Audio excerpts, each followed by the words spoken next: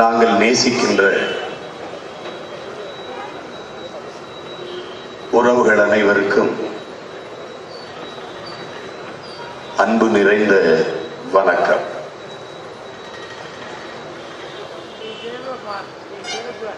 தமிழர் நாட்டில்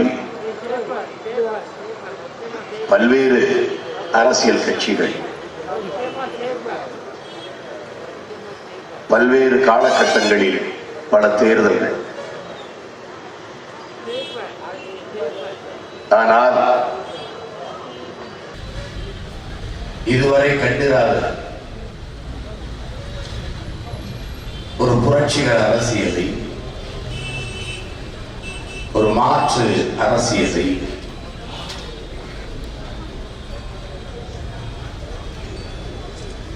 ஊழல், லஞ்சம், பசி, பஞ்சம், பட்டினி, கொலை, கொள்ளை, சாதியை இழிவு, தீண்டாமை, அடக்குமுறை, ஒடுக்குமுறை, மது, பெண்ணி, அடிமைத்தனம்,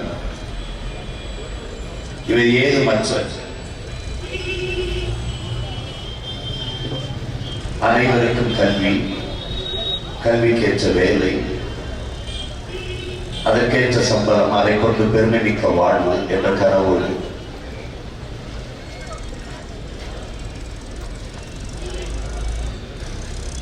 காட்டு வளம், கனிம வளம், நீர்வளம், நிலவளம், மலைவளம், கடல் வளம் இவற்றை காப்பது, அனைவருக்கும் சரியான சமமான தரமான மருத்துவம் கொடுப்பது, உயிர் ஆகாரமான நீர் தேவையை, அனைத்து உயிர்களுக்குமான நீர் தேவையை கொடுப்பது,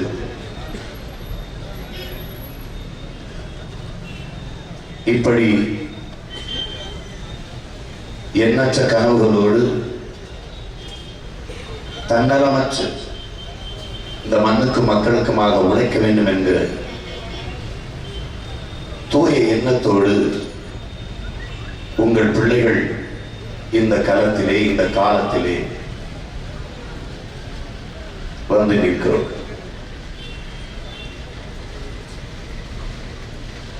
என் அன்பிற்குரிய உறவுகளே, என் அருமை தம்பி தங்கைகளே, என் உயிருக்கு மேலாக நான் நேசிக்கின்ற என் உடன் பிறந்தவர்களே, புரட்சி என்பது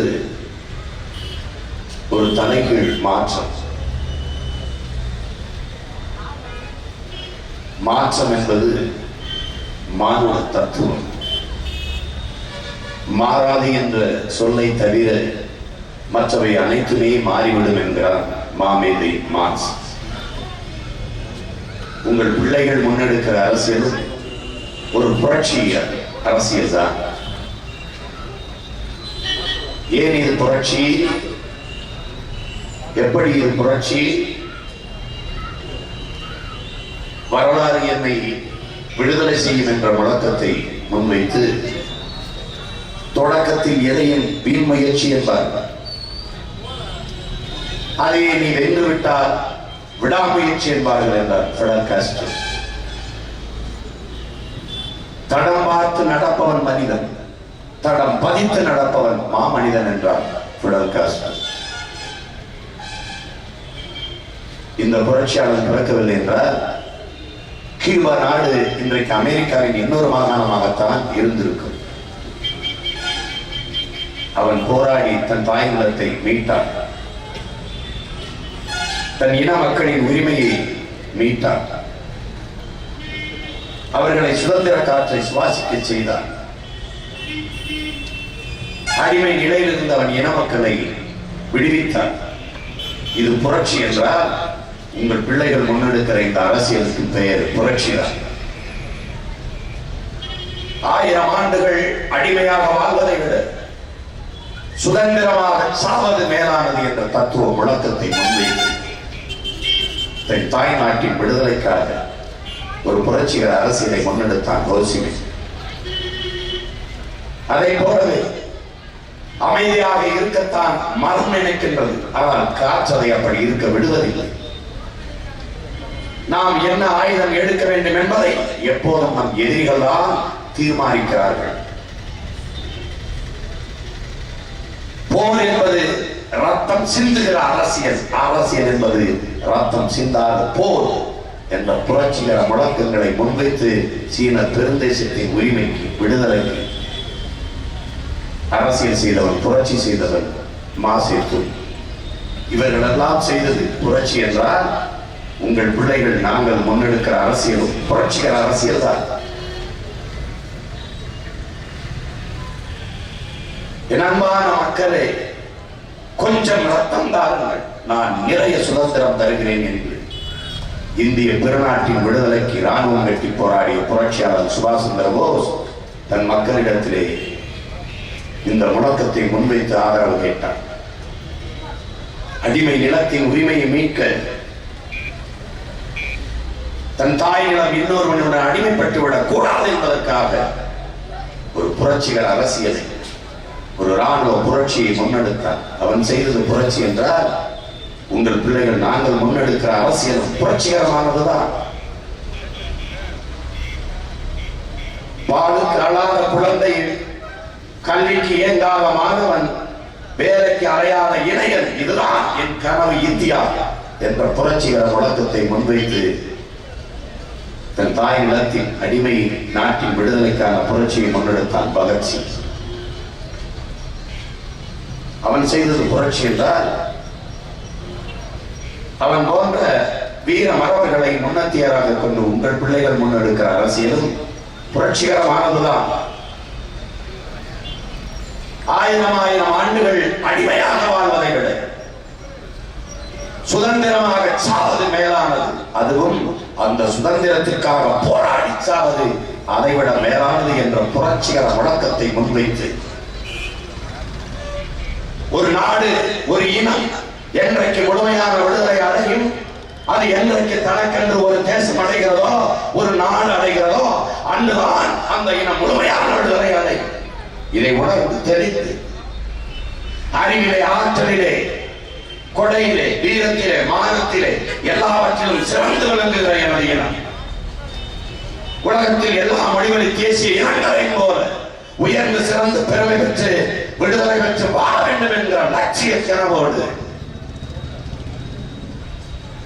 தன் நாட்டு மக்களையே படையாக கட்டி உலகத்தில் எந்த நாட்டு ஆதரவும் இல்லாமல் தன் சொந்த நாட்டு மக்களையே இராணுவமாக கட்டி என் அன்னை தமிழ் சமூகத்தின் அடிமை தலையெடுக்க, எங்கள் தாய் நிலத்தின் விடுதலையை மீட்டெடுக்க புரட்சி செய்தான் எங்கள் தலைவன் பிரபாகரனை. அன்பிற்குரிய சொந்தங்களே, அந்த தலைவன் முன்னெடுத்த புரட்சியின் அரசியல் வடிவம்தான் நாம் தமிழர் கட்சி பிள்ளைகள் இந்த நிலத்திலே முன்னெடுக்கிற அரசியல், புரட்சிகர அரசியல். 50,000 ஆண்டுகளுக்கு மூத்த ஒரு வரலாற்று பெருமை கொண்ட தமிழன் என்கிற தேசியத்தின் மக்கள் நாங்கள். உலகில் பல்வேறு நாடுகளை வென்று ஆட்சி செய்தவர்கள், ஆனால் எவரையும் அடிமைப்படுத்தி ஆளாத அறத்தின் படிக்கின்ற மரபர்கள். எல்லோரும் மனிதர்களை நேசித்துக் கொண்டிருந்த போது அதை தாண்டி உயிர்களை நேசித்த உயிர் நேயர்கள். எங்களை போல் உலக வரலாற்றில் மாண்பு கொண்டு வாழ்ந்த இனம் உலகத்தில் எவரும் இல்லை. எல்லோரும் அவரவர் தாய்மொழியில் பேசிக் கொண்டிருக்கிற போது நாங்கள் அந்த மொழிகளில் தாய்மொழியில் பேசிக் கொண்டிருக்கிறோம். தமிழ் இல்லாத உலகத்தில் எந்த இடத்திற்கும் தாய்மொழி கிடையாது. என் அன்புக்குரிய சொந்தங்களே, எங்கள் வாழ்வும் எங்கள் வளமும் மங்காத தமிழ் என்று சங்கையை முழங்கு. எங்கள் பகைவர் எங்கோ மறைந்தார், இங்குள்ள தமிழர் ஒன்றாக இருந்தே திங்களோடும் செரும்பரின் தன்னோடும் பின்னோடும் ஒடுக்கலோடும் மங்குள்களால் இவற்றோடும் பிறந்தவர்களுடன் பிறந்தோம் நாங்கள். ஆண்மை சிங்கத்தின் கூட்டம் என்று சிறியோருக்கு ஞாபகம் செய், முழங்கு சங்கே முழங்கு என்று முழங்கியவன் எங்கள் புரட்சி பாவலர் பாரதிதாசன். அவனுடைய பிறந்த தினத்தில் நின்றவன் பிள்ளைகள் அவன் கண்ணகனை நிறைவேற்ற துடிக்கிறோம். வெண்கொடுமை சாக்காட்டில் விளையாடும் தோழங்கள் வெற்றி தோள்கள், கங்கையை போல் காவிரி போல் கருத்துக்கள் ஊர் உள்ளம் எங்கள் உள்ளம். வெண்குருதி தனில் கமர்ந்து வீரம் செய்கின்ற தமிழ் எங்கள் மூச்சா என்று முழங்கினார். எங்கள் உயிருக்கு எங்கள் மூச்சுக்கு நிகரான எங்கள் தாய்மொழி தமிழ். தமிழுக்கு அமுதன் என்று பேர். அது ஏன் தமிழுக்கு அமுதன் என்று பேர்? தமிழர் என்ற ஒரு இனம் உண்டு, தனித்து அவருக்கு ஒரு குணம் உண்டு. அமிழ்தம் அவரது மொழியா, அன்பே அவரது வழியாம் என்று நாமக்கல் கவிஞர் ராமலிங்கம் பிள்ளை பாடினார். அன்பே அவரது வழியா, அமிழ்தம் என்ன மொழியா? தமிழ் தானே அவங்க மொழி. அதேதான் எங்கள் புரட்சி பாவலர் தமிழுக்கு அமுதன் என்று பேர் என்று பாடுவார். தமிழ் தமிழ் தமிழ் தமிழ் தமிழ் தமிழ் தமிழ் தமிழ் தமிழ் தமிழ் தமிழ் என்று வேகமாக சொல்லிக்கொண்டே போனால் அது அமிழ்ந்து அமிழ்ந்து அமிழ்ந்து அமிழ்ந்து அமிழ்ந்து என்று வந்து அமிழ்ந்து அமிழ்ந்து அமிழ்ந்து அமிழ் என்று சொல்லிக்கொண்டு வேகமாக வந்தால் அது தமிழ் தமிழ் தமிழ் தமிழ் என்று வரும். அதனால்தான் தமிழுக்கு அமுதன் என்று பேர். அந்த தமிழ் இந்த தமிழ் எங்கள் உயிருக்கு நேர் என்று பாடினார். எங்கள் உயிருக்கு நிகரான எங்கள் தாய்மொழி செத்து போகும் இல்லை. புரட்சியாளர் அம்பேத்கர் இந்திய அரசியல் சாசனத்தை வகுத்து கொடுத்த சட்ட மேதை அறிவு ஆசான் இந்தியாவை இந்துக்கள் நாடு என்று சொல்வதை நான் ஏற்க மாட்டேன். காரணம், இந்த நிலப்பரப்பு முழுதும் தமிழை தாய்மொழியாக கொண்ட நாகர்கள் தான் பரவி வாழ்ந்தார்கள் என்று சொல்லுகிறார். என்னுடைய மூதாதையர் மொழி கூட தமிழ் தான் என்கிறார்.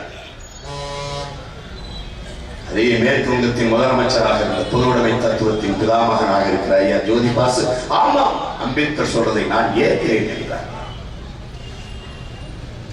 இமய வரை பறை வாழ்ந்த இனத்தின் மக்கள் இமயத்தில் கொடி நட்டான் இமயவரம்பன் நெடுஞ்சேரலாளன் என்றால் ஊரா நாட்டில் நட்டிருக்க முடியாது. இமயத்தில் கல்லெடுத்து வந்து எங்கள் முப்பாத்தா கண்ணகி பெருமாட்டிக்கு கோயில் கட்டினான் என் பாட்டம் சேரன் செங்கோட்டவன் என்றால் அடுத்தவன் நாட்டிலிருந்து ஒரு கல்லை எடுத்து வந்திருக்க முடியாது. இமயவரை பறை வாழ்ந்த ஒரு தேசியத்தின் மக்கள்.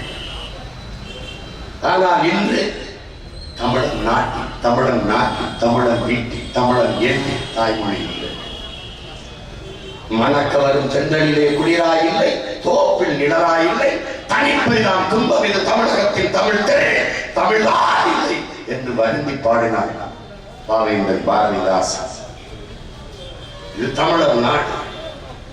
தமிழகத்தின் தமிழ் தெரு எங்கேயாவது தமிழ் இருக்கிறதா? வணிக நிறுவனங்கள், விளம்பர பலகைகளில், தெருக்கள், street extension, avenue, sector, flats என்றுதான் இருக்கு. நிலச்சாலை என்றோ, அடுக்ககம் என்றோ, குடியிருப்புகள் என்றோ, பிரிவு என்றோ, பிரிவு என்றோ, தெரு என்றோ எங்கும் இல்லை. நன்மைக்குரிய மக்கள்,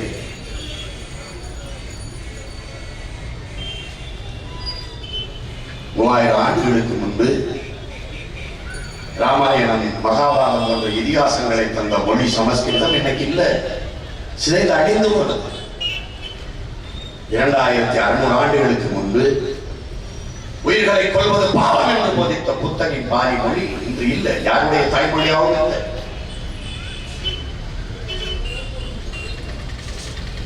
2300 ஆண்டுக்கு முன்பு உலகத்தை முழுதும் வென்று தன் காலடியில் கொண்டு வந்து சேர்க்க வேண்டும் என்று நினைத்த அலெக்சாண்டருடைய தாய்மொழி இன்றைக்கு இல்லை.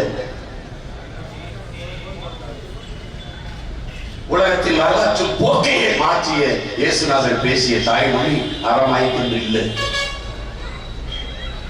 அப்படி 50,000 ஆண்டுகளுக்கு முந்தைய எனது தாய்மொழியும் சிறுக சிறுக சிதைந்து அழிந்து கொண்டிருக்கிறது. மொழி சிதைந்து அழிந்தால் என்ன செய்வான் நீங்க கேட்கலாம். தாய்மொழியை மறந்த இனம் உலக வரலாற்றில் வாழ்ந்ததாக செய்தி இல்லை. இதுதான் வரலாற்று உண்மை. பேசிக் கொண்டிருக்கிற உங்கள் முன்னின்று பேசுகிற உங்கள் பிள்ளை சீமான் தன் முகம் சிதைந்து இறந்து கிடந்தால் என் பிணத்தை உங்களால் அடையாளம் காட்ட முடியாது. அப்படி மொழி சிதைந்து அழிந்தால் என் இனத்தை யாராலும் அடையாளம் காட்ட முடியாது. இந்த வரலாற்று உண்மையை அன்பு மக்கள் புரிந்து கொள்ள. எனவேதான் தாய்மொழி தாய்மொழி தாய்மொழி என்று பேசுகிறோம். உலகத்தில் தமிழன் தன் தாய்மொழியை எவ்வளவு நேசித்தான். மலையாள குமரன், மலையாள செல்வன், மலையாள இனியன் எங்கே எங்கேயாவது பேர் இருக்கிறதா? தெலுங்கு குமரன், தெலுங்கு செல்வன், தெலுங்கு இனியன், தெலுங்கு அரசன் என்று எதற்காவது பெயர்? அப்படி மராட்டிய குமரன், மராட்டிய அரசன் எங்க? இந்தி குமரன், இந்தி அரசன், இந்தி செல்வன் பெயர் எந்த மொழியிலும் தன் பெயர் இல்லை. யாரும் வைத்துள்ளது தமிழன் மட்டும்தான். தமிழ் குமரன், தமிழ் இந்தியன், தமிழ் செல்வன், தமிழ் அழகன், தமிழ் அரசன், தமிழ் செல்வி, தமிழ் இந்தியா, தமிழ் அமுது என்று தன் தாய்மொழியை தன் பெயரோடு இணைத்து பெருமையோட வாழ்ந்தவன் தமிழன்.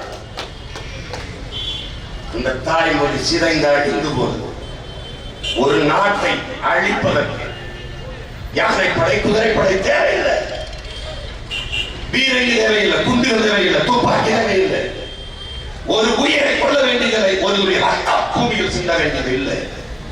பிறகு எப்படி அந்த நாட்டை அழிப்பாய்? முதலில் அவன் மொழியை அழித்து, பிறகு கலை இலக்கியம் பண்பாடு அழிந்து போகும்.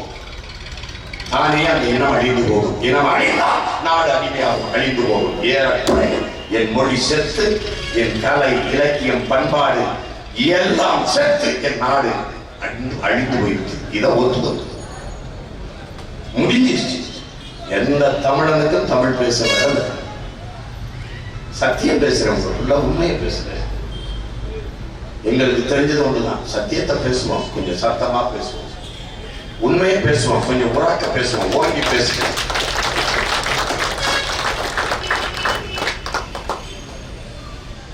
அதான் உண்மை. அதை ஏற்கணும். இப்ப தாய்மொழியை மீட்கணும். என் தாய் மரணப்படுகிற கிடக்கிறார், அவளை காப்பாற்றலாம். அது ஒவ்வொரு மகனையும் கிடங்க. சிதைந்து அழிந்து கொண்டிருக்கிற தாய்மொழியை மீட்சி வரைத்து சாதி மத உணர்ச்சியால் பிளந்து பிரிந்து கிடக்கிற தமிழ் தேசிய மக்களை கொண்டு மறுபடி ஒரு தேசிய மக்களை, தமிழர்களை மறுகட்டமைப்பு செய்து எழுப்புகிற ஒரு வரலாற்று பெரும்பணி எளிய மக்களின் பிள்ளைகள், உங்கள் பிள்ளைகளுக்கு கையளிக்கப்பட்டிருக்கிறார். இது ஒவ்வொரு தமிழனினுடைய வரலாற்று கடமை. எனவே அழிந்து கொண்டிருக்கிற ஒரு தமிழ் தேசியத்தை மீட்டு உருவாக்கம் செய்வதை விட வரலாற்றில் மாபெரும் புரட்சி எதுவும் இருக்க முடியாது. எனவேதான் உங்கள் பிள்ளைகள் ஒரு புரட்சிகர அரசியலை முன்னெடுக்கிறோம் என்று சொல்கிறோம். அரசியல் என்பது என்ன என்பதை மக்கள் புரிந்து கொள்ளும், என் சொந்தங்கள் தெரிந்து கொள்ளும்.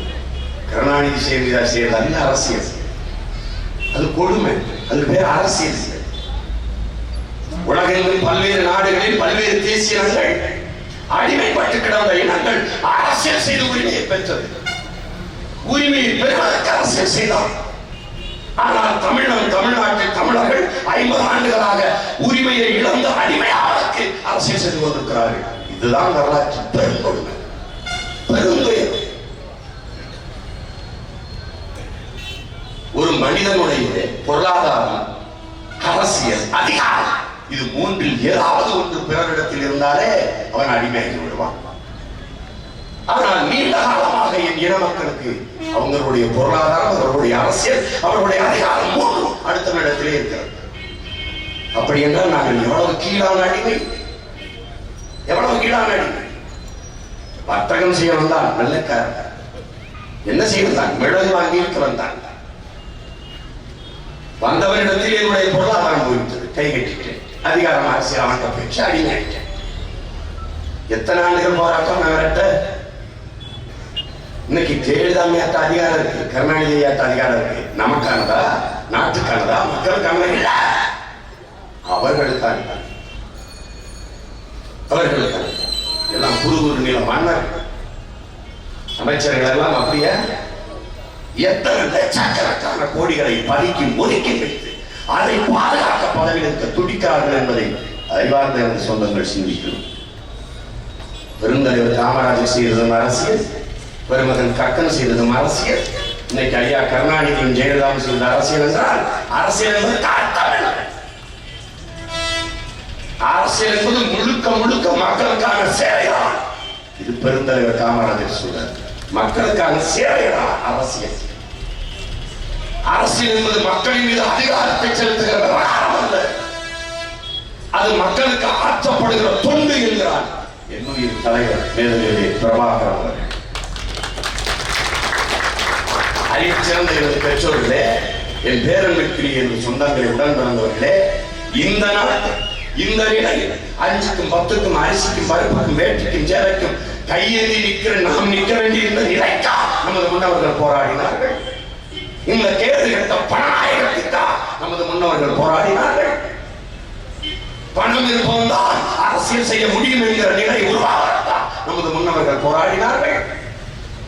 நினைத்து பாருங்கள், எத்தனை பேர் தூக்குல தூங்கினார்கள், எத்தனை பேர் சிறை கொட்டடியில் வாடினார்கள்.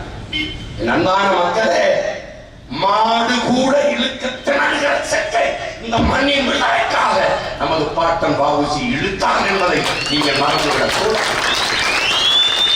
மாடு இருக்காது, மாடு இருக்காது. இந்த மண்ணின் மக்களின் மானம் கப்பலில் ஏறக்கூடாது என்பதற்காக கப்பல் ஓட்டிய மான தமிழன் நமது பாட்டன் பாபுஜி என்பதை மறந்துவிடக்கூடாது. சொந்த சொத்தை எல்லாம் திருத்தி இந்த நாட்டிற்கு சுதேசி கப்பலை வாங்கி செலுத்திய நமது பாட்டன் இறுதி காலத்தில் மண்ணெண்ணை எடுத்து சாப்பிட்டான். எவனாவது மறந்துவிட முடியுமா? மறந்தால் அவன் தமிழராக இருக்க முடியுமா? நினைச்சு பாருங்க, ஊர் ஊரா மண்ணெண்ணை அடித்து ஒரு கோடீஸ்வரன் தெருவில் நின்னான் தேசத்தின் நன்மைக்காக. இன்னைக்கு தெருவில் நின்னா கோடீஸ்வரனா இருக்கான். எது அரசியல்? எது அரசியல்? இதுக்கா என் பாட்டன் கீழே சின்ன மலை தூக்குறதுங்களா? இதுக்கா எங்க பாட்டன் மருந்து வாண்டி தூக்குறதுங்களா? இதுக்கா எங்க அப்பத்தா வேலுநாச்சியார் போராடி சத்தா? இதுக்கா எங்க பாட்டன் புலித்தேவன் போராடினா? இதுக்காக சுந்தரலிங்கம் அளவுக்கு அருமை பாட்டன் போராடினார்கள். இதுக்கா இந்த ஜெயலலிதா கருணாநிதி காலில் இருந்து நக்கி புடைக்கலாம்? இதுக்காக முன்னோர்கள் போராடினா? இதுக்காக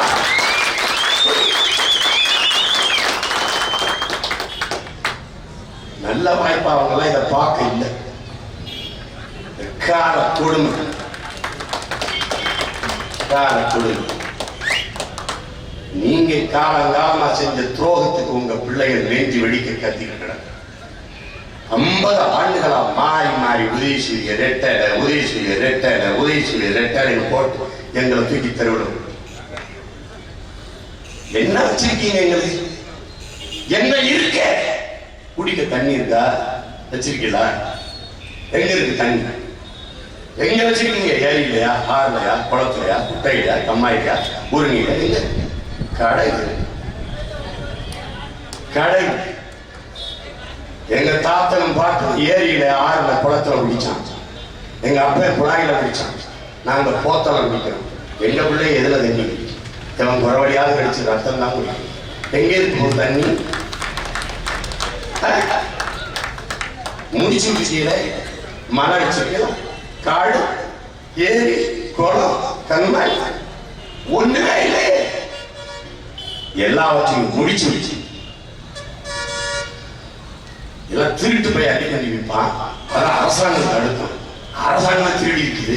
மக்கள் அடுத்த போராட்டம் எங்க அடிச்சு உள்ள வரும்.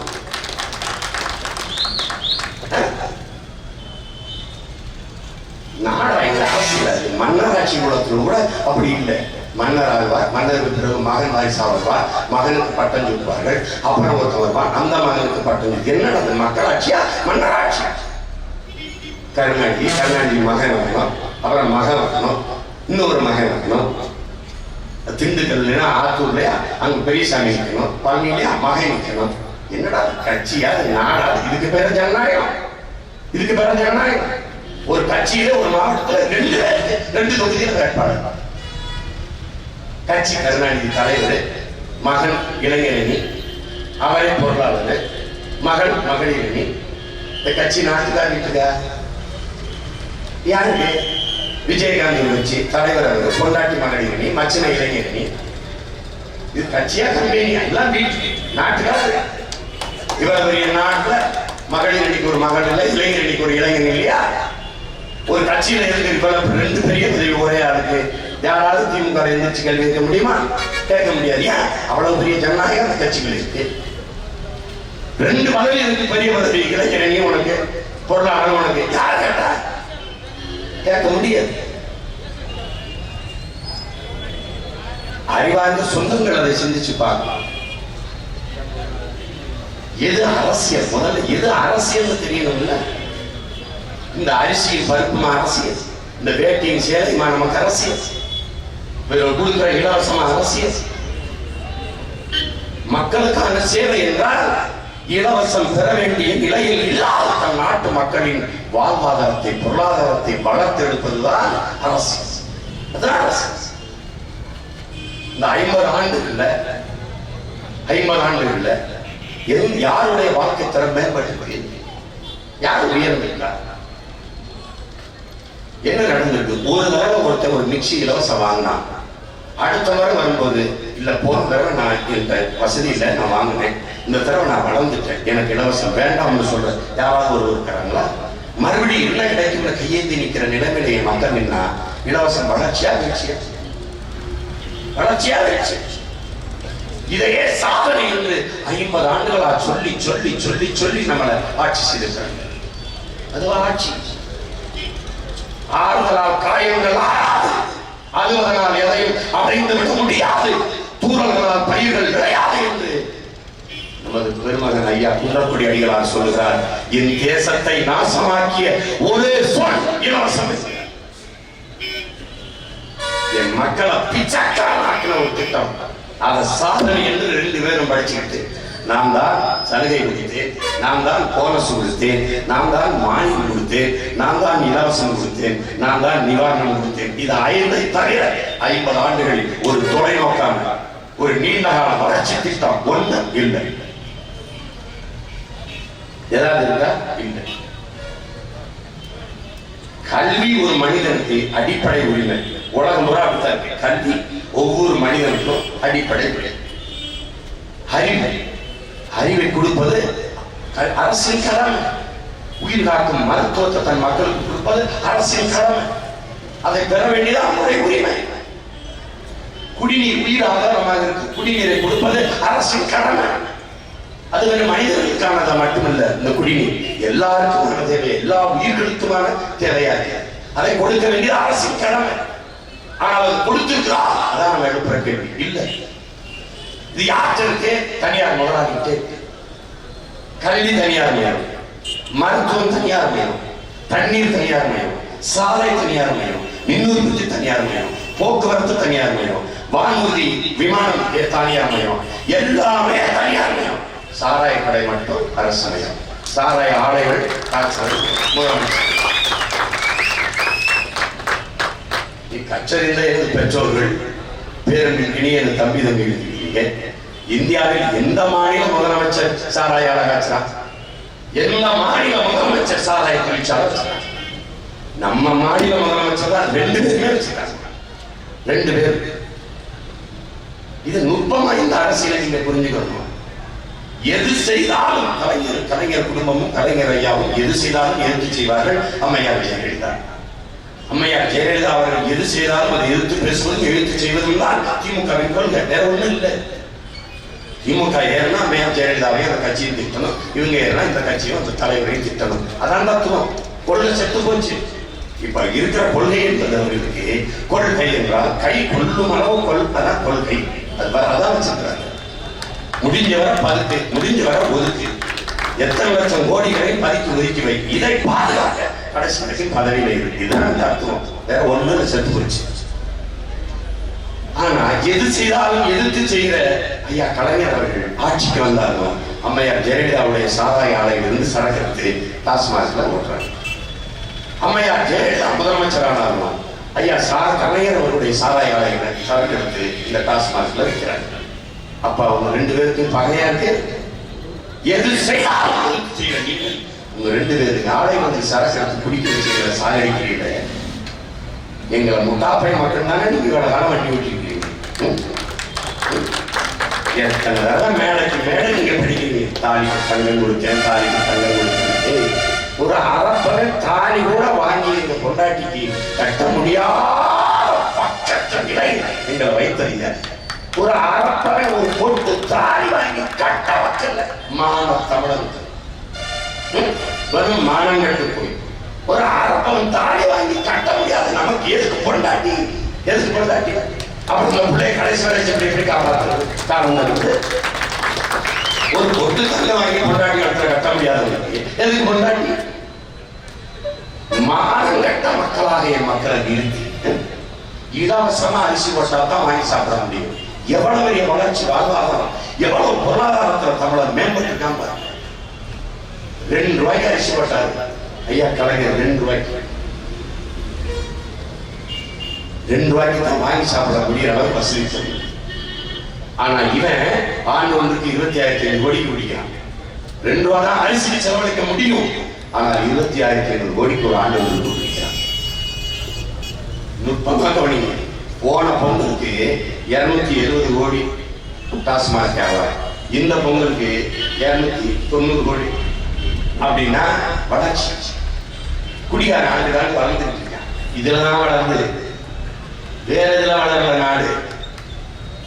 அரிசி 1 ரூபா வந்தது, 1 கிலோ அரிசி 1 ரூபா. அப்படின்னா என்ன வளர்ச்சி. 2 ரூபா கொடுத்து வாங்க வக்கில்ல, 1 ரூபாய்க்கு வந்துட்டான் தமிழன், டெவலப் பண்ணிட்டான். அப்புறம் 1 ரூபாய் இலவசம். ஏன் 1 ரூபாய்க்கு கூட வக்கில்லாத நிலைக்கு தமிழன் வளர்ந்துட்டான்.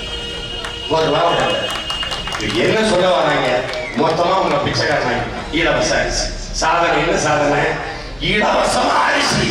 இதை விட ஒரு மான தமிழகத்தை அவமானப்படுத்துறதுக்கு ஊடகத்தை ஒரு செய்தி. வளர்ச்சினா என்ன? 50 ரூபாய், 100 ரூபாய், 200 ரூபாய், 300 ரூபாய், என்ன விலைக்கு அரிசி வித்தால் வாங்கி சாப்பிடுற அளவுக்கு வாழ்வாதாரம், பொருளாதாரத்தில் இந்த இன மக்கள் மேம்படுத்திருக்கிறார்கள் என்பதால் வளர்ச்சி. ஒரு உயிர் ஆதாரம், ஒரு பசி, அடிப்படை தேவை உணவு. அந்த உணவுக்கு இலவசம் அரிசி போட்டால் தான் வாழ முடியுங்கிற நிலையில் தமிழர்கள் நிற்கிறார்கள் என்றால், இந்த ஆட்சியை செய்தவர்கள் சாதனை என்று பேசுகிறார்கள். இதுக்கு பேர் ஆட்சியா? ஆட்சியா இது? கோடு. ஊழலை ஒழிப்போம், லஞ்சத்தை ஒழிப்போம், மதுவை ஒழிப்போம் என்று வாயிலேயே பேசி வருகிறார்கள். யார் ஊழலை கொண்டு வந்தது? யார் லஞ்சத்தை அறிமுகப்படுத்தது? லஞ்சம் வாங்கியிருக்கா? மது கொள்கையை கொண்டு வந்தது மது கடைகளை திறந்தாயா? பதிலாச்சாருக்கு யார் சொல்லுவாங்க? பெருந்தலைவர் காமராஜர் நாட்டாளும் போது மது இருந்துச்சா? இப்படியா இருந்துச்சு? கல்வியை வியாபாரமாக்கி விட்டு போனாரா? 10,000 பள்ளிக்கூடங்களை திறந்து அரசு பிள்ளைகளை படிக்க வச்சார். அதுல படித்தவர் தானே எங்க ஐயா அப்துல் கலாம், அதுல படித்தவர் தானே மயில்சாமி அண்ணாதுரை. சாதிக்கலையா? மருத்துவமனை பெருந்தலைவர் காமராஜர் முதலமைச்சர், அவருக்கு முடியலையா அரசு மருத்துவமனை? பெருமகன் கட்டனுக்கு முடியலையா அரசு மருத்துவமனை எல்லாம் படுத்துறார்கள். மருத்துவம் தரமா இருந்தது. அன்னைக்கு மருத்துவம் கல்வி பொதுமையா இருந்தது. எல்லாருக்கும், ஏழை கொண்டு பணக்காரன் கொண்டு இல்லாமல் எல்லாருக்கும் சரியா சமமா தரமா இருந்தது. இன்னைக்கு அப்படியா? எல்லாம் தனியார் முதலாளி இருக்கு. உங்கள்ட்ட காசு இருந்தா நல்ல மருத்துவம் பார்த்து உயிரோட வீட்டுக்கு வரலாம். காசு நேரம் பாடையில விட்டு சுடுகாட்டுக்கு போகலாம். இதான் இருக்கிற நிலைமை, நாட்டு நிலைமை. காசு இருந்தா நீங்க டாக்டர் ஆகலாம், காசு இருந்தா நீங்க இன்ஜினியர் ஆகலாம். இல்லையா? இதான் இன்ஜினியரிங் கல்வி, இதான் மெடிக்கல் காலேஜ், பார்த்துட்டு வீட்டுக்கு போகலாம். இதான் நிலைமை. நான் இந்த நாட்டில் பிறந்த தவிர வேற என்ன பிள்ளை பண்ணேன்? ஏன் எனக்கு ஒரு கல்வி, எனக்கு ஒரு கல்வி? ஏன் கிராமத்துக்கு ஒருவனுக்கு நகரத்துக்கு ஒரு கல்வி இருக்கு? ஏன் ஏழைக்கு ஒன்று பணக்காரனுக்கு ஒரு கல்வி இருக்கு? ஏன் ஏழைக்கு ஒரு மருத்துவம், பணக்காரனுக்கு ஒரு மருத்துவம் இருக்கு? இது இல்லாத நிலையை யார் உருவாக்க போறது? எப்போது உருவாக்கும்? இதான் நமக்கு முன்னாடி இருக்க கேள்வி. இந்த கேள்விதான் அரசியல். இதுதான் புரட்சிகர அரசியல். எது தீர்வு? உங்கள் பிள்ளைகள் கொண்டு வருவான் தீர்வு. உலகத்தின் கல்வியில் முதல் இடத்தில் தென்கொரியா, 2வது இடத்தில் ஜப்பான், 3வது இடத்தில் சீனா, 4வது இடத்தில் ஹாங்காங், 5வது இடத்தில் பின்லாந்து. இந்த 5 நாடுகள் கல்வியை தன் மக்களுக்கு இலவசமாக கொடுக்குது. உங்கள் பிள்ளைகள் கல்வியை இலவசமாக கொடுக்கிறோம். ஏன்? ஒரு நாட்டின் எதிர்காலம் அந்த நாட்டின் வகுப்பறையில் தான் தீர்மானிக்கப்படுது. என் தேசத்தின் எதிர்காலம் என் நாட்டின் வகுப்பறையில் தீர்மானிக்கப்படணும் நாங்க நினைக்கிறோம். அதனால தொடக்க கல்வி முதல் ஆராய்ச்சி கல்வி வரை அனைத்தும் இலவசம். தாய்மொழியின் கல்வி, ஆங்கிலம் கட்டாய பயிற்று மொழி, உலகத்தின் எல்லா மொழியும் எங்கள் விருப்ப மொழி. கல்வி இலவசம். ஏழைக்கு பணக்காரனுக்கு, கிராமத்தில் இருக்கிறவங்க, நகரத்தில் இருக்கிறவங்க இல்ல. ஏன்? அறிவு எங்கள் நாட்டில் எங்கள் ஆட்சியில் விற்பனைக்கு இல்ல. அறிவு வியாபாரம் ஆகாது, தடை. மருத்துவம், உயிர் காக்கும் மருத்துவம். நினைச்சு பாருங்க, எவ்வளவு பெரிய வியாபாரம் ஆயிடுச்சு மருத்துவம், கல்வி. படிக்க வைக்க பெற்றோர்களின் அருமை, பெற்றோர்களின் உடன் பிறந்தவர்கள் படுகிற பாடு. பிள்ளைக்கு கல்வியை கொடுத்துடணுமே, அறிவை கொடுத்துடணுமே படுற பாடு. அதுக்கு செலவழிக்கிற பணம் எவ்வளவு பாதிக்கிற மன கொள்ளை போல கல்வி கொள்ளை நடக்கும். அறிவு கொள்ளை நடக்குது. அறிவு திருட்டு, உயிர் திருட்டு, உயிர் விற்பனை கொண்டு வந்துட்டான். உயிரை வியாபாரம், மருத்துவத்தை வியாபாரம். இன்னைக்கு மற்ற நாடுகள் அந்த தேசத்து மக்களுக்கு இப்படித்தான் வியாபாரம் ஆக்கி இருக்குதா? பிரிட்டன்ல இங்கிலாந்து இப்படித்தான் வியாபாரம் ஆக்கிருக்கானா கல்வி மருத்துவத்தை? அங்கிருந்து அங்க வேலை பார்க்கிற பிள்ளைகள் அடிக்கிறாங்க. சும்மா வாரத்துக்கு ஒரு தடவை மருத்துவமனையில் படுத்துக்கிறதுக்கு வரலாம் போல இருக்குது. அப்படி சொர்க்கம் போல வச்சிருக்காங்க மருத்துவமனை. காசு கிடையாது நினைக்கிறாங்க. அது நாடு. எனவே தொடக்க சுகாதாரம் முதல் எவ்வளவு விலை உயர்ந்த மருத்துவமனை என் தேசத்தின் மக்களுக்கு சரியான சமமான தரமான மருத்துவம் இலவசம். உயிர் காக்கும் மருத்துவம் வியாபாரம் அல்ல. மருத்துவம் ஒரு மகத்தான சேவை. என் மக்களுக்கு அது தேவை. எங்கள் கல்வி எங்கள் மக்களுக்காக என்ற கொள்கையை கொண்டு உங்கள் பிள்ளைகள் மருத்துவத்தை என் நாட்டு மக்களுக்கு இலவசமாக. இயற்கை பிரசவம் என்ற ஒன்று இருக்குதா? இன்னைக்கு இருக்குதா? எல்லாருக்கும் சிகிச்சைங்க காசு வியாபாரம். இயற்கையிலே பிரசவம் ஆயிட்டா 10,000 ரூபாய், அறுத்து எடுத்தா 3 லட்சம் பில்லு போடலாம். அதுல மக்களுக்கு ஒரு நோய் பிறக்கிற பிள்ளைலாம் நல்ல நேரத்தில் பிறக்கணும்ட்டு. இது ஒரு நோய். நல்ல நேரத்தில், எல்லா நேரம் நல்ல நேரம் தானே.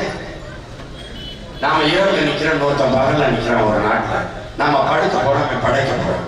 நாம உறங்க போறோம், ஒருத்தன் உழைக்க போறோம். நாம சாகரன்னு ஒருத்தன் பிறக்கிறோம். எல்லா நேரம் நல்ல நேரம் தான். எது கெட்ட நேரம்? உழைக்கிற நேரம் எல்லாம் நல்ல நேரம். உழைக்காம சோம்பி கிடக்கிற நேரம் எல்லாம் கெட்ட நேரம். இதான் உலகத்துல நல்ல நேரம், கெட்ட நேரம். நல்ல நேரம் பார்த்து புள்ள பிறக்கணும்னு டாக்டர் எப்படி சொல்ல, அதை எனக்கே கண்டாண்ட ஊசியை போட்டு காலத்தை தள்ளி சரியா ஒரு நேரம் பார்த்து அந்த நேரத்தில் அறுத்தெடுத்து அது இயற்கையாக பிரசவிக்க முடியாது. அறுத்தெடுத்தா வியாபாரம். மருத்துவம் வியாபாரம் ஆயிப்போம். உயிர் காக்கும் மருத்துவம். நல்ல காசு இருந்துச்சுன்னா நீங்க தனியார் மருத்துவமனையில போய் நல்லா படுத்து கவனிச்சு விடுவாங்க. அரசாங்க மருத்துவமனையில உயிரோடு போயிட்டு திருப்பி பணமா தான் வரணும். ஒரு பையன் ஒருத்த கவிதை, நான் தற்கொலை செய்து கொள்வதற்காக விஷம் குடித்தேன், பிழைத்துக் கொண்டேன்.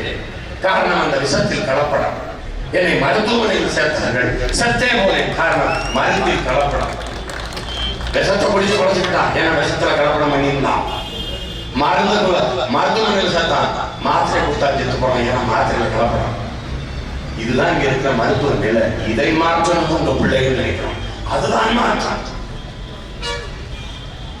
குடிநீர் குடிநீர் வியாபாரமாயிருக்கு. அது கூட குடிநீர் மனிதர்களுக்கு மட்டுமல்ல. நீங்களே எத்தனை நாளைக்கு கடையில வாங்கி குடிப்பீங்க? எத்தனை நாளைக்கு குடிச்சிருவீங்க? அம்மாவின் மார்களை பால் குடிக்கலாம், அந்த மாரை அறுத்து ரத்தம் குடிப்பது எவ்வளவு பெரிய கொடுமை. கற்பனை செஞ்சு பாருங்க. இந்த பூமி தாயின் மாரை அறுத்து உறிஞ்சி உறிஞ்சி உறிஞ்சி உறிஞ்சி காசுக்காக விற்கிற ஒரு கொடுமை இந்த நாட்டில். என் அன்பு சொந்தங்களை, என் அருமை பெற்றோர்களே, தண்ணீர் மனிதனுக்கான தேவை மட்டுமா? நம்மளால குடிக்காம ஒரு வாரம் இருக்க முடியும். தண்ணீர் குடிக்காம எத்தனை நாள் இருக்க முடியும்? இந்த காசு கொடுத்து எவ்வளவு காலத்தை குடிப்போம்? இன்னைக்கு 20 ரூபா ஒரு போத்தல், நாளைக்கு 2000 ஆயிடுச்சுன்னா உங்க பிள்ளைங்க, உங்க பேரங்க, உங்க பேத்திங்க எப்படி வாழும்? இந்த தண்ணீர் வர்த்தக நிலையில் இருக்கு. இது யாரும் மாற்றுவது? ஒரு உயிர் ஆதாரமான நீர் விற்பனைக்கு அல்ல, தடை என்று எவன் கொண்டு வருவான்? ஐயா கலைஞர் கொண்டு வருவாரா? அம்மையார் ஜெயலலிதா கொண்டு வர போறாங்களா? எல்லாவற்றையும் இலவசமாக தந்த இந்த அரசு 30,000 ரூபாய் மடிக்கணினி இலவசமாக தருகிற இந்த அரசு ஏன் தண்ணீரை 10 ரூபாய்க்கு வித்து? காரணம் சொல்ல முடியுமா? பதில். 30,000 ரூபாய்க்கு மடிக்கணினி தர முடியும் உங்களா? தண்ணீரை ஏன் இலவசமாக தர முடியும்? ஏன் முடியாது? ஏன் முடியாது? தண்ணீரை அரசு இலவசமாக தந்தா தனியார் முதலாளி பாதிக்கப்பட்டுவான். விற்கிறாங்க கிண்ட்ல அப்பர் அடைச்சு விற்கிறாங்க. அவமானிக்கப்படுறாங்க. அரசாங்கத்துக்கு வர கமிஷன் பாதிக்கப்படும். நீங்க நினைக்கிறீங்க ஜெயலலிதா கருணாநிதி தான் முதலமைச்சர், புரோக்கர், தரகர், கமிஷன் வாங்குற புரோக்கர். நீங்க நினைச்சு நாட்டு மக்கள் மேல, நல்ல நாட்டு மக்கள் மேல அன்பு கொண்ட எவனாவது சாத்தை ஆள காய்ச்சுவாரா? சாத்தி தொழிற்சி அமைச்சிருப்பானா? நானும் நீங்களும் கோயில் திருவிழாவுக்கு காட்சி பிடிச்சா கள்ளச்சாராயம்னு சொல்லி கைது செய்யற போலீஸ் ஜெயலலிதா கருணாநிதி காய்ச்சும் போது நல்ல சாராயம் காவல் காத்தி நிற்குது. இதான் நாடு? இதுவான நாடு? நாடாது? நீங்க குடிக்க டாஸ்மாக் போகும்போது வண்டியில போகலாம், குடிச்சிட்டு வீட்டுக்கு போகும்போது வண்டி ஓட்டி போக கூடாது. எப்படி இருக்கு சட்டம்?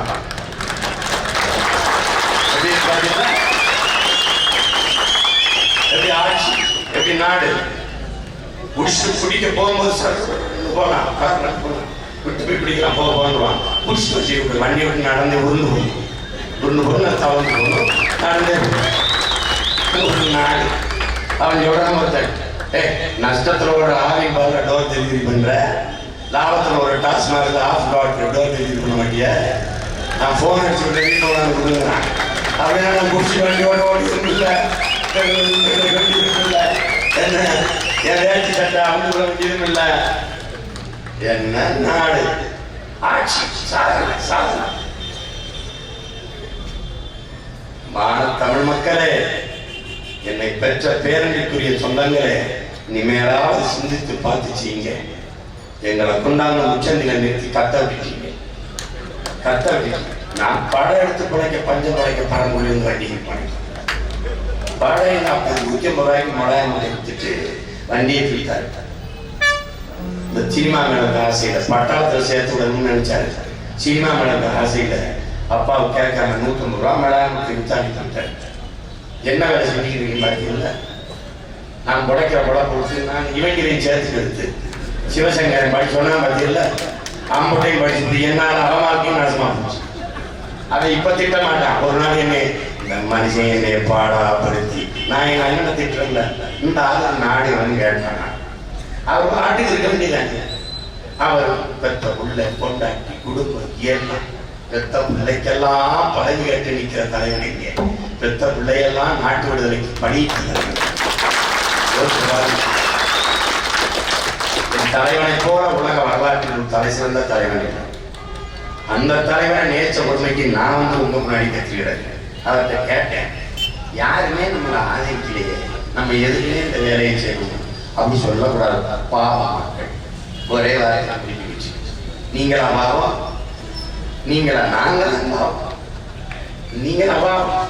பாவம் மக்கள் நம்மளை ஆதரிக்கிறவங்க ஆதரிக்காதவங்க விரும்பாதவங்க எல்லாருக்கும் சேர்த்தாப்பா நம்ம போராடே. யாருமே சரியில்லை, எல்லாரும் சரியா இருந்தா நாம எதுப்பா போராடணும். எல்லாருக்கும் சரியா இருந்துட்டா நாம எதுப்பா போராடணும். அப்புறம் வந்து நான் வந்து நிற்கிறோம், கத்திக்கிட்டு கிடக்கிறோம். ஏதோ எங்களை பெற்று போட்ட பாவத்துக்கு கூட பிறந்த பாவத்துக்கு கத்திக்கிட்டு சாவலாம். என்ன செய்யறது? என்னவோ இந்த நாட்டில் ஆட்சின்னா அதிகாரம், ஊழலை ஒழிப்போம், லஞ்சத்தை ஒழிப்போம், மதுவை ஒழிப்போம்னு சொல்றது யாரு? யாருடைய ஆட்சி? யார் ஒழிப்பது? ஊழல் லஞ்சத்தை ஒழிப்போம், மதுவை ஒழிப்போம் நம்ம யார் ஜெயலலிதாவோ அதிமுக சொல்றது இல்லை. ஐயா கலைஞர் சொல்றாங்கன்னா இந்த அந்த காலத்தில் அதெல்லாம் மறந்து வாங்கிடுச்சு. அதை உற்பத்தி செய்த பெருமையே அதுதான், உலகத்துக்கு அறிமுகப்படுத்தியிருந்தே அவர்தான். ஊழல் லஞ்சம்னா என்னன்னு காட்டினது அவர் தான், மதுவை திறந்தது அவர் தான். அவர் தான் சொல்றாரு, மதுக்கடைகளை என்னால் தான் மூட முடியும். ஏன்? சாதி அவர்தான் இருக்கு, திறந்து சாப்பிடலாம். காலையில கடை திறந்து விட்டோம்னா மாலையில சட்டை எடுத்து மூட முடியும். அதனால அவர் ரெண்டாவது வச்சிருக்கிறாரு. அவர் தெளிவாக தான் சொல்றாரு, அடமானது தமிழ்நாட்டை மீட்க என்னால் தான் முடியும். இந்த வயசுல அது மீட்கிறேன். ஏன்? எந்த கடைக்கு அடமானம் வச்சாருன்னா அதுதான் தெரியும். அடமானம் வச்சதான் அவர்தான் அடமானம் சொல்றாங்க. இந்த அம்மா வந்து இப்ப படிப்படியா நான் டாஸ்மாக் போடுறேன். எல்லா கடையும் மாடியில் இருந்ததுனால அது ஏறி படிப்படியா போடுறது கொஞ்சம் நேரம் ஆகும். படிப்படியா காலக்கொடுமை. என்னத்தே கற்றறிந்த பெரியவர்கள், சார்ந்தவர்கள், அறிவில் சிறந்த எனது மக்கள், இனிமேலாவது யோசிச்சு பார்த்து இந்த பிள்ளைய அப்படி கத்துறாங்க, அந்த பாவத்துக்காக அவங்க ஓட்ட போட்டு விடுங்க. அதுக்காவது போட்டு விடுங்க. நாங்களே இல்லைன்னு வச்சுக்கிறோங்க. இவ்வளவு அக்கறையோடு கத்த ஒருத்தர் இருக்க மாட்டேன், சத்தியமா இருக்க மாட்டேன். ஏன்னா இவனு தமிழனாக இல்லை. இந்த பிள்ளைகளுக்கு தமிழ் எழுத படிக்க பேசுவது இல்லை. தாங்கள் தமிழர்கள் என்ற எண்ணமே இல்லை. இதுல அண்ணன் அம்பேத்கர் வேற, ஒருவன் அடிமையாக இருக்கிறான் என்பதை உணர்த்தவிடு, பிறகு அவனை கிளர்ச்சி செய்து போராடுவாங்க. 5 வருஷமா தான் கத்துறேன். இந்த கத்த ஒரு சுடுகாட்டு கத்திருந்தா கூட 10 போனா எந்திரிச்சு ரொம்ப நாளா கத்திட்டு போயிடுறாங்க. ஏதோ தமிழங்கிறான், தன்மானங்கிறான், இனமானங்கிறான், எந்திரிச்சுதான் என்ன மேல வந்து 405 வருஷமா நெஞ்சு வெடிக்க கத்தி தொண்ணத்தண்ணி வேலை கத்தான் பாக்குறேன். முன்னைக்கு பரவாயில்ல, லட்சக்கணக்கான இளைஞர் இருந்து மான தமிழனா தன்மானமிக்க தமிழனா இருந்து வாரா. முன்னைக்கு பரவாயில்ல, முன்னைக்கு பரவாயில்ல.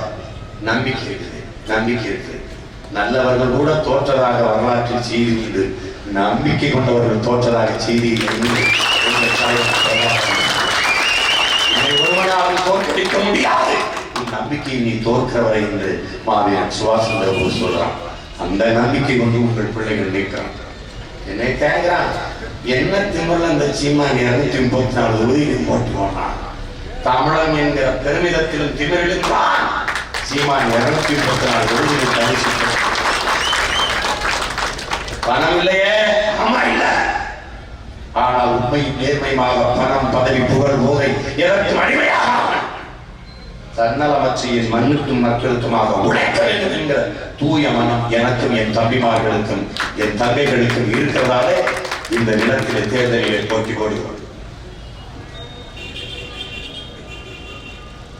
எல்லா தொகுதியிலையும் ஏன் போடணும், கொஞ்சம் பகுதியில் போடலாமே அப்படின்னு. அதை நான் ஏற்கல.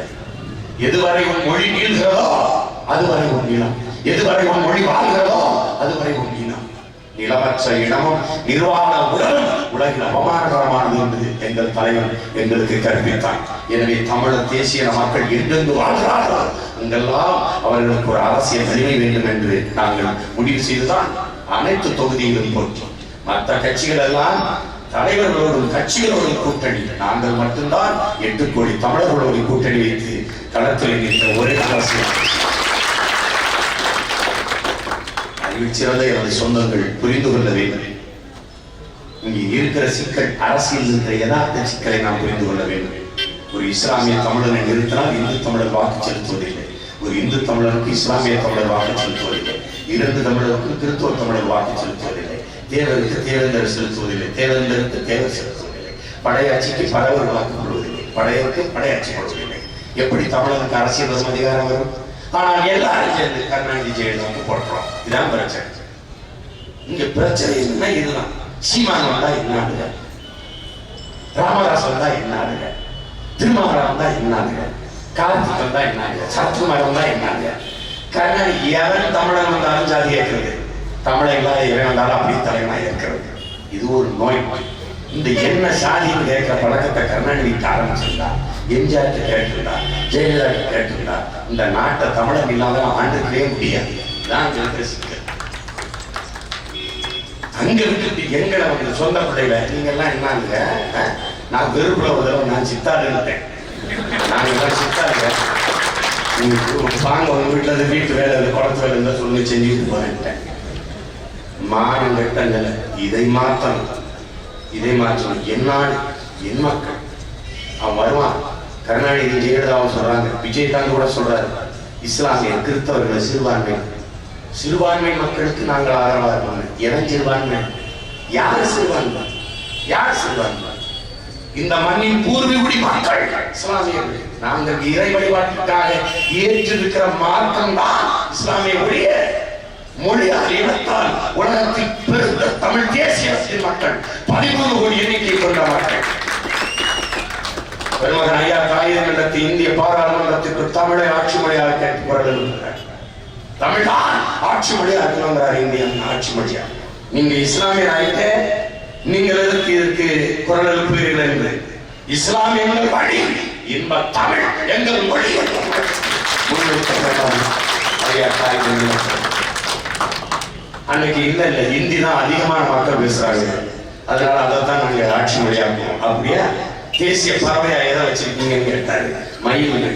மயில வச்சிருக்க கூடாது, அது கொஞ்சம் தானே இருக்கு, காக்கை தானே நிறைய இருக்கு, நீங்க காக்கை தானே வச்சிருக்கணும்னு கேட்டாரு. இங்க இந்த பாகுபாடும் இல்லை. அப்ப அரசியலை அதை கொண்டு வைக்க கூடாது. அரசியல் என்பது அனைத்து உயிர்களுக்குமானது.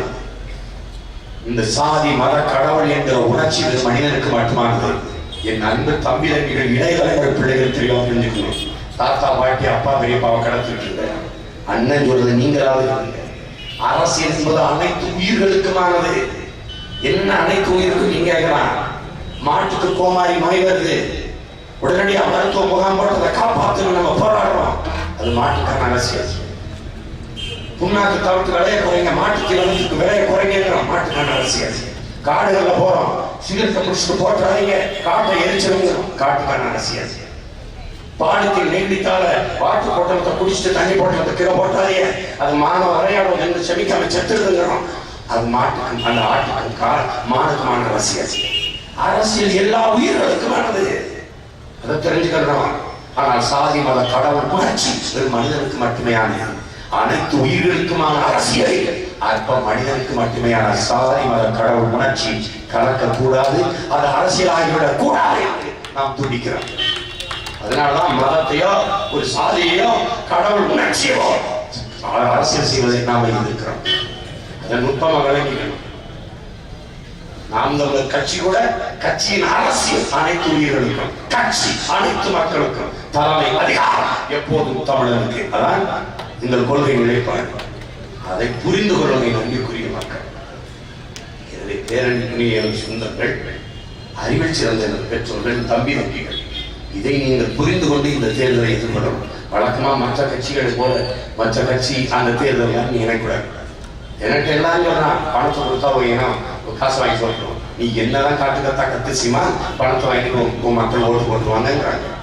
நான் வந்து சொன்னேன், இந்த தேர்தலில் என் மக்கள் பணம் வாங்க போறதும் இல்லை, பணத்துக்காக ஓட்டு போட போறதும் இல்லைன்னு நான் சொன்னேன்.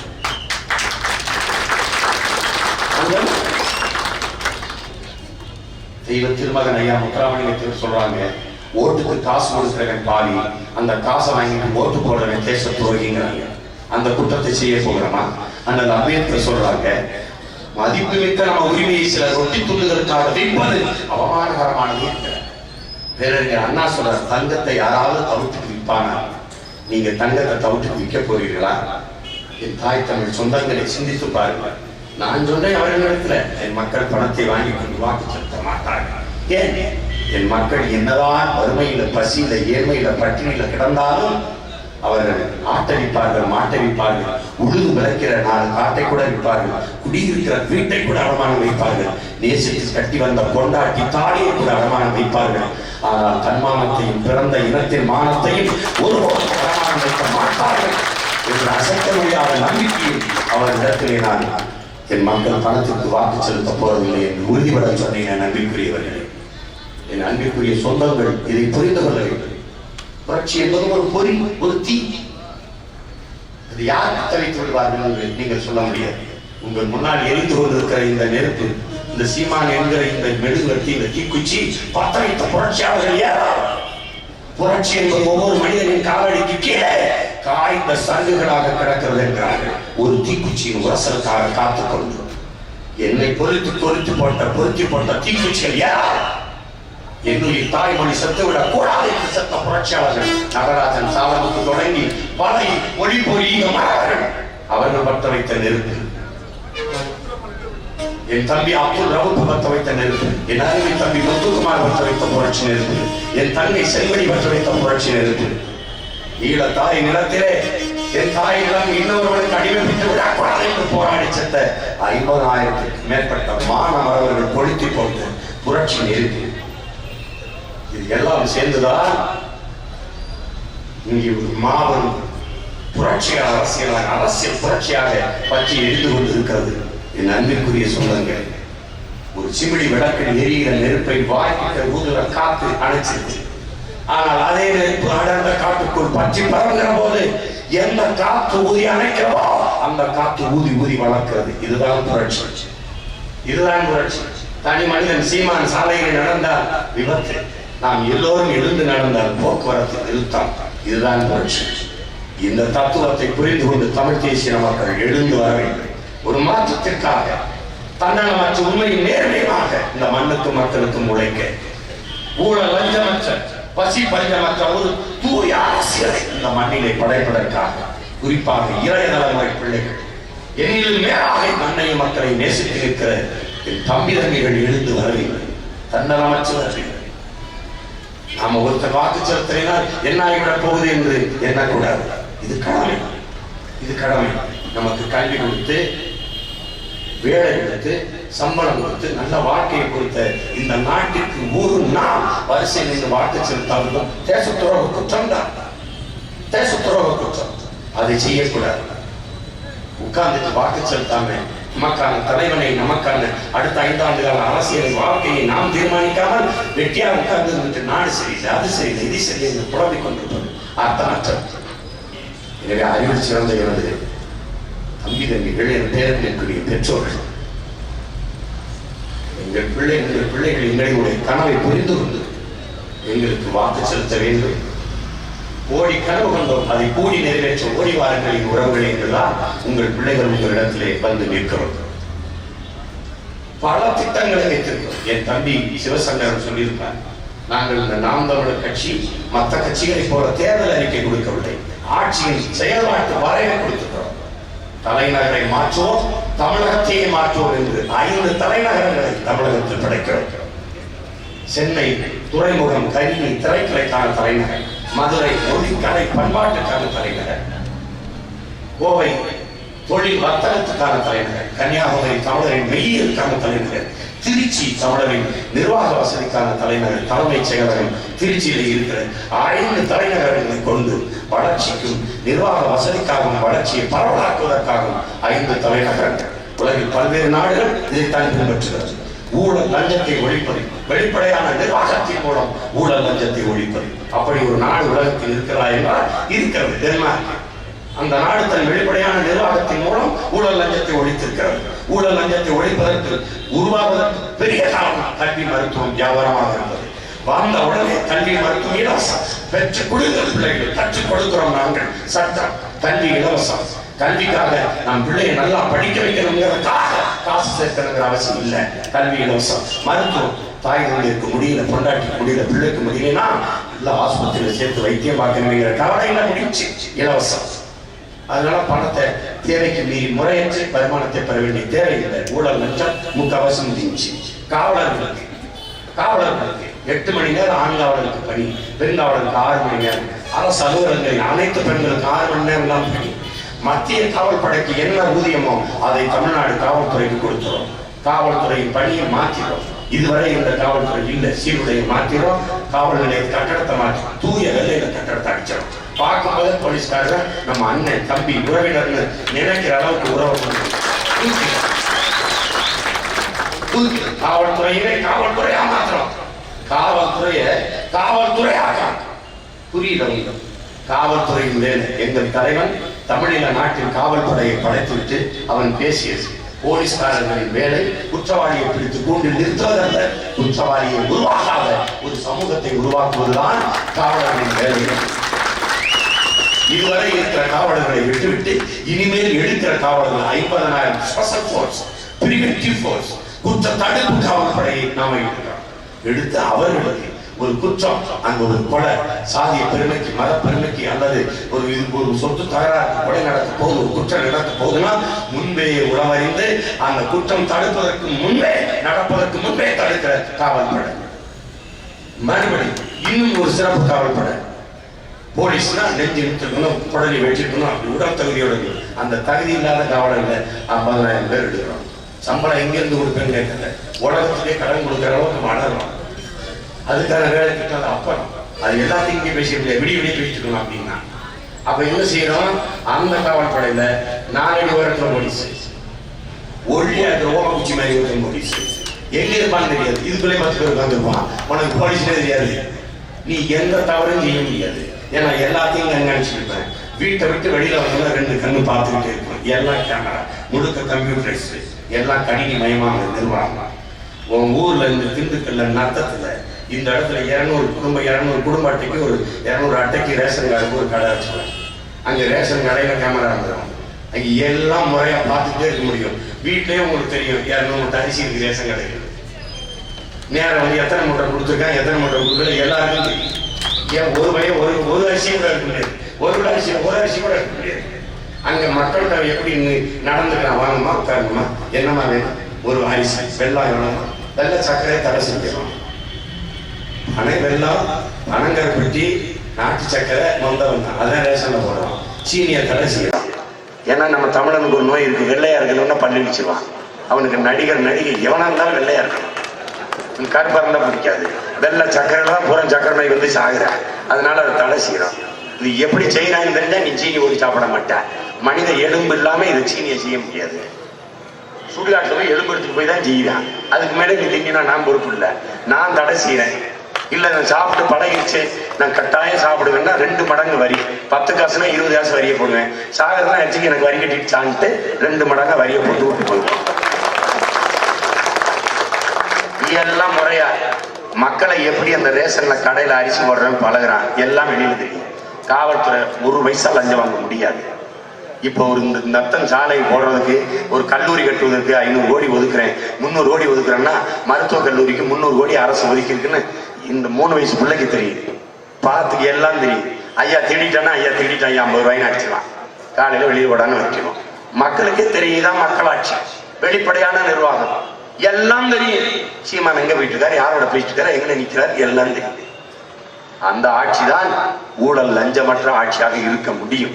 காவல் நிலையத்துக்குள்ளே கேமரா வைப்பேன், காவலர் நெஞ்சிலே கேமரா வைப்பேன். இப்படி ஓரமா கட்டி பைக்கு 5 ரூபா வாங்குறது, 200 ரூபா வாங்குறது, 30 ரூபா வாங்குறது, இதெல்லாம் நடக்காது. வாங்க வேண்டிய நிலை நம் காவலர்களுக்கு இருக்காது. ஏன்? எல்லாத்துக்கும் கொடுத்துறோம், உயர்ந்த சம்பளம் கொடுத்துறோம், நல்ல தரமான குடியிருப்பு கொடுத்துறோம், குடியிருப்புகளே விளையாட்டு திடலாம், அங்கேயே மருத்துவமனை வச்சிடறோம். எதுவுமே தேவைப்படாது. அவங்களுக்கு தெரியும் நாட்டுல நல்லாட்சி நடக்குதுன்னு, அதை கொண்டு வந்துடும், எல்லாத்தையுமே மாத்தி. நீங்க நுட்பமா பார்த்துக்கணும். ஒரு போலீஸ்காரனை பார்த்து பொறுக்கி பயந்தாங்கன்னா போலீஸா இருக்குன்னு அர்த்தம். போலீஸ்காரனை பார்த்து பொதுமக்கள் பயந்தா அந்த போலீஸ் பொறுக்கியா இருக்குன்னு அர்த்தம். இப்ப நாம போலீஸா ஆக்குறோம், அதுதான் நம்ம. அடுத்த ஆசிரியர்கள், ஆசிரியர் பெருமக்களை பெற்ற தாய்க்கிணையா நம்ம பெற்ற தாய்க்கிணையா நம்ம நேசிக்கிறோம். அது காரணம், ஒரு தாய் தன் பிள்ளைய கருவறையில சுமக்கிறா, உயிர் கருவறை 10 மாசம் சுமக்கிறா. ஆனா அறிவு கருவறையா இருக்கிற பள்ளி கல்லூரியில பல ஆண்டுகள் ஆசிரியர் பெருமக்கள் பிள்ளைகளை சுமக்கிறாங்க. நுட்பமா கவனிக்கணும். பெற்ற தாய் பிரசவிக்கும் போது குழந்தைக்கு உலகத்தை காட்டுறா, ஆனா அந்த குழந்தைய உலகத்துக்கே காட்டுகிற பணியை ஆசிரியர் பெருந்தகைகள் செய்யறாங்க. மத்திய அரசு பள்ளிகளில் என்ன சம்பளமோ, கல்லூரியில் என்ன சம்பளமோ, அது மாநில அரசுல ஆசிரியர் பெருமக்களுக்கு. கணவனும் மனைவியும் ஒரே இடத்தில் பணிபுரிகிற வசதி. மருத்துவரா ஒரே இடத்தில், பொண்டாட்டி ஒரு பக்கம், கணவன் ஒரு பக்கம், புள்ள ஒரு பக்கம் கிடையாது. எல்லாத்தையுமே மாற்றம். இதுக்கு பேர் தான் மாற்றம். இதுவரை நீங்க அனுபவிச்சு கொண்டிருந்தது ஏமாற்றம். உங்கள் பிள்ளைகள் செய்ய வந்திருக்கிறதா மாற்றம். எனவே பேரன்புக்குரிய பெற்றோர்களே, கோடி கனவோடு நிற்கிற உங்கள் பிள்ளைகளை, உங்களை நம்பி நிற்கிற பிள்ளைகளை ஏமாற்றி நம்பிக்கை துரோகம் செய்தவர்களாக வரலாற்றில் பதிவேற்றி விடாதீர்கள். நம்பி நின்ற பிள்ளைகள், எளிய மக்களின் பிள்ளைகளை வெள்ளரைத்து தன்மானமும் வீரமும் மிக்க தமிழர்கள் தமிழர் நிலத்தில் நிறைந்திருக்கிறார்கள் என்பதை நீங்கள் உலகத்திற்கு காட்ட வரலாறு ஒரு வாய்ப்பை தந்திருக்கிறது. மறுபடியும் இரட்டைக்கு உதயசூரியனுக்கு போட்டு மேலும் பல அடிமைகளை உருவாக்கப் போகிறீர்களா? இரட்டை மெழுகுவர்த்திக்கு போட்டு இழந்த உரிமைகளை மீட்கப் போகிறீர்களா? இதுதான் இந்த தேர்தலில் நமக்கு முன்பு இருக்கிறது.